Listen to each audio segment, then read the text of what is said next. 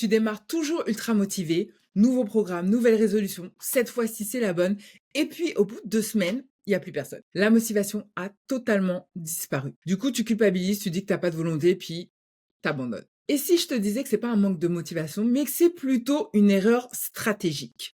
Prends ton carnet, prends ton stylo. Aujourd'hui, je vais te partager les 3 erreurs qui ruinent littéralement ta motivation. Bienvenue dans cette nouvelle capsule.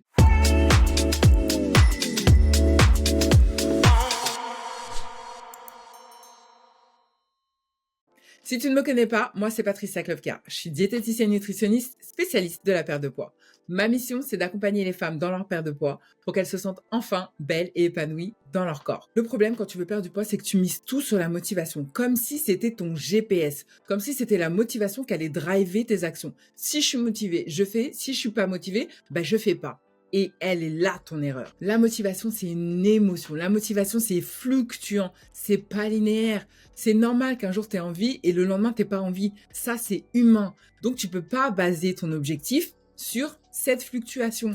Nous, ce qu'on veut, c'est quelque chose de stable, quelque chose de linéaire pour te permettre d'atteindre ton objectif sereinement et surtout durablement. D'ailleurs, si tu as envie de sortir de cette logique de motivation et de poser vraiment des bonnes bases structurées, d'avoir le bon état d'esprit pour réussir ta perte de poids, je t'invite tout de suite à télécharger mon guide gratuit. J'ai fait un guide sur le mindset de la perte de poids. À l'intérieur, tu vas trouver des audios, des PDF, de la réflexion pour que tu puisses vraiment commencer sur les bonnes bases avec le bon état d'esprit. Celui qui va te permettre de poser des actions qui vont t'amener à ton résultat. Que tu as envie de perdre moins 5, moins 10, moins 15 kilos, peu importe. L'objectif, c'est d'avoir vraiment le bon état d'esprit pour la réussite. Je te mets le lien directement en description. Alors maintenant, c'est le moment de prendre des notes. Parce que l'erreur numéro 1 que tu fais, c'est que tu comptes uniquement sur la motivation. Comme si c'était ton driver, comme si c'était ton GPS, ta boussole. C'est normal qu'un jour tu sois déterminé, tu t'es levé un matin, tu as envie de tout déchirer, et le lendemain, tu as envie de rester dans ton lit et de pas bouger. Si ton plan il repose uniquement sur je suis motivé pour ou je ne suis pas motivé pour, c'est voué à l'échec. Ce qui va faire la différence, c'est de poser des habitudes qui vont devenir des routines.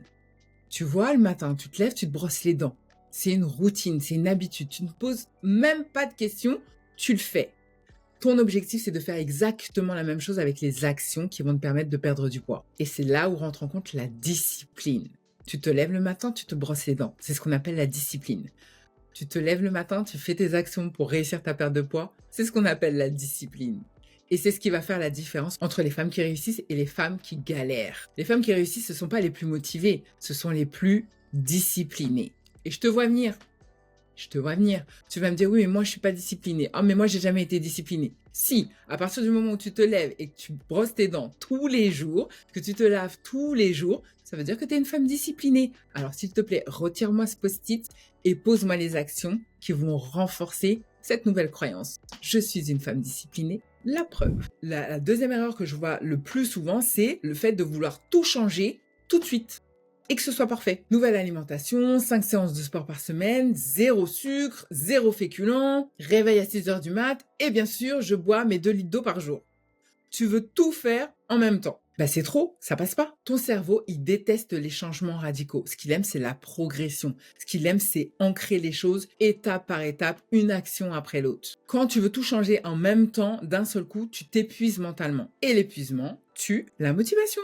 La clé, c'est vraiment d'y aller de manière progressive. Donc commence par évaluer ton niveau de départ, améliore, optimise, amplifie au fur et à mesure un changement après l'autre. L'erreur numéro 3 que je vois le plus souvent et qui fait mal, c'est que tu te juges à la moindre erreur. Tu te tapes sur les doigts parce que t'as fauté. Un écart et tu dis que t'as tout gâché. Un week-end mal structuré et tu dis que t'es complètement incapable. Cette voix intérieure, c'est un véritable poison. Plus tu te juges, plus tu perds confiance. Moins tu as confiance, moins tu agis. Et moins tu agis, moins tu as de résultats. La transformation, elle demande de la bienveillance envers soi-même. Une erreur n'annule pas tous tes efforts. Un écart n'annule pas tous tes efforts. Ce qui détruit la motivation, c'est pas l'écart. C'est la culpabilité que tu vas nourrir derrière.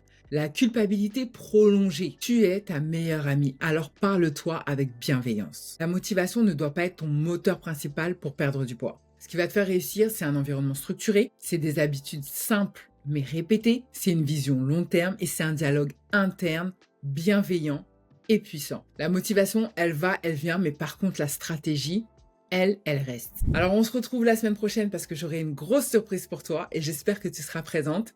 Et dans tous les cas, si cette vidéo t'a plu, comme d'habitude, je t'invite à la liker, t'abonner à la chaîne si c'est toujours pas fait et on se retrouve très vite pour une prochaine vidéo. Bisous!